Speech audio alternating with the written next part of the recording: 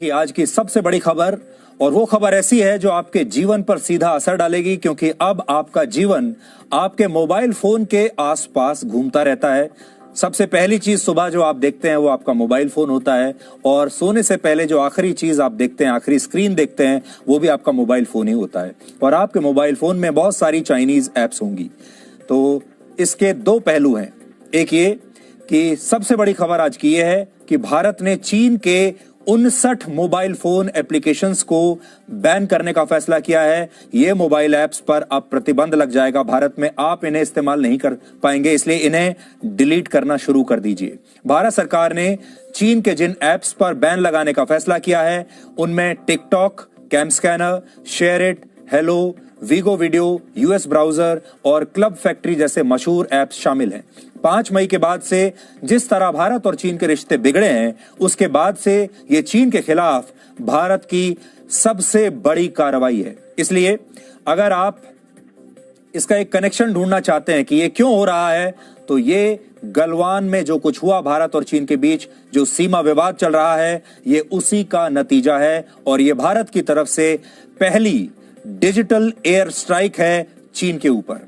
जैसी air strike हमने बालाकोट में की थी पाकिस्तान के ऊपर, जैसी सर्जिकल स्ट्राइक हमने पीओके में की थी 2016 में, हर बार दुश्मन के लिए एक अलग तरह का जवाब होना चाहिए। और इस बार भारत ने जो जवाब निकाला है वो ये है कि इस बार हम डिजिटल एयर स्ट्राइक करेंगे चीन पर। अगर भारत में इन चाइनीज ऐप्स के सभी यूजर्स को हम जोड़ लें तो इनकी संख्या 100 करोड़ से ज्यादा बैठती है। इस हिसाब से भारत चीन के इन मोबाइल फोन एप्लीकेशंस का सबसे बड़ा बाजार है। और अब आप सोचिए, अगर ये सारे मोबाइल ऐप्स दुनिया के सबसे बड़े बाजार से बाहर हो जाएंगे तो इन पर कितना असर पड़ेगा, चीन पर कितना असर पड़ेगा। भारत वैसे भी दुनिया के लिए सबसे बड़ा सोशल मीडिया का बाजार है, क्योंकि भारत में 100 करोड़ से ज्यादा लोग इंटरनेट का इस्तेमाल करते हैं। और भारत ने अब पूरी दुनिया को यह संदेश दे दिया है कि अगर कोई देश भारत की तरफ आंख उठाकर भी देखेगा तो उसे दुनिया के सबसे बड़े बाजार का 1% हिस्सा भी नहीं मिल पाएगा। भारत ने चीन के जिन 59 ऐप्स को बैन किया है उनकी पूरी लिस्ट आप डीएनए देखते देखते यहां पर नोट कर सकते हैं, ताकि अगर आप इनमें से किसी ऐप का इस्तेमाल करते हैं तो अब आप इन्हें फौरन डिलीट कर दीजिए। हैशटैग आज हमने दिया है जो आपकी स्क्रीन पर है, डिजिटल एयर स्ट्राइक। और आपकी स्क्रीन पर वो सारे ऐप्स भी हैं जिन्हें भारत सरकार ने प्रतिबंधित कर दिया है। अगर आपके मोबाइल फोन में इनमें से कोई भी ऐप आपने डाउनलोड करके रखा है, आप इन्हें इस्तेमाल करते हैं, तो अब आप इन्हें इस्तेमाल नहीं कर पाएंगे। माना जा रहा है कि ये तमाम ऐप्स भारत की सुरक्षा और अखंडता के लिए खतरा बन चुके थे, और इनसे यूजर्स का, यानी आप सब का जो गोपनीय डेटा होता है वो लगातार देश से बाहर जा रहा था। इनके जो सर्वर्स थे वो भारत से बाहर लगे हुए थे और वो डेटा जो है वो मिसयूज हो रहा था। विशेषज्ञों का मानना है कि अगर चीन से रिश्ते नहीं बिगड़ते तब भी इन ऐप्स को भारत में ऑपरेट करने की इजाजत नहीं दी जानी चाहिए थी। एक आकलन के मुताबिक चीन के ये सारे ऐप्स दुनिया भर से जो कमाई करते हैं उसका औसतन 30 से 40% हिस्सा भारत से आता है, आप सब लोगों की जेब से आता है। उदाहरण के लिए टिकटॉक इस साल सितंबर तक भारत से 100 करोड़ रुपए कमाना चाहता था, ये उसने अपना टारगेट रखा था।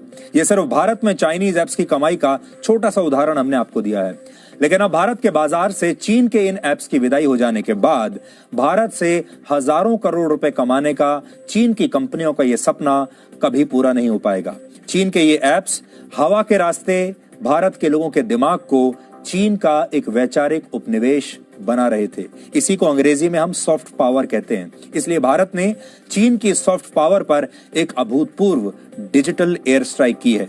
ठीक वैसे ही जैसे 2019 में भारत ने पाकिस्तान के बालाकोट पर एयर स्ट्राइक की थी, और 2016 में पाकिस्तान ऑक्यूपाइड कश्मीर में सर्जिकल स्ट्राइक करके हमने पाकिस्तान को कड़ा जवाब दिया था। इसलिए आज भारत सरकार के इस बहुत बड़े फैसले का विश्लेषण जरूरी है। और इस फैसले के, जैसा हमने आपको कहा, इसके 2 आयाम हैं। एक ये कि इसकी आर्थिक दृष्टि से इसका क्या विश्लेषण हो सकता है, क्योंकि चीनी कंपनियों को, चीन की कम्युनिस्ट पार्टी को, सबको इसका नुकसान झेलना पड़ेगा, और इससे आपके जीवन में भी बदलाव आएगा और आप ये समझ जाएंगे कि अब चीनी सामान के बहिष्कार